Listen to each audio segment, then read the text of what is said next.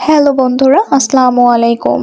আজকের ভিডিওতে আমরা জানবো কিভাবে 0 থেকে 6 মাস বয়সের বাচ্চার কাশি হলে ঘরে বসেই তা সমাধান করতে পারি। সাধারণত ছোট বাচ্চার কাশি হলে তা ঘরে বসেই ঠিক হয়ে যায়, কিন্তু 0 থেকে 6 মাস বয়সের বাচ্চাদের ক্ষেত্রে একটু আলাদা যত্ন নিতে হয়। চলুন তাহলে জেনে নেই। 1. ঘরের আর্দ্রতা ঠিক রাখা। প্রয়োজনে রুমে একটি পানি ভর্তি বাটি রাখা যেতে পারে। 2. বাচ্চার বুকে এবং পিঠে হালকা গরম কাপড়ে সেঁক দেওয়া যেতে পারে। লক্ষ্য রাখতে হবে কাপড়টি যেন খুব বেশি গরম না হয়। 3. যদি দেখেন বাচ্চার শ্বাস নিতে কষ্ট হয় তাহলে তার মাথাটা একটু উঁচু করে রাখুন, এতে সে সহজে শ্বাস নিতে পারবে। 4. নাক বন্ধ থাকলে স্যালাইন ড্রপ ব্যবহার করুন।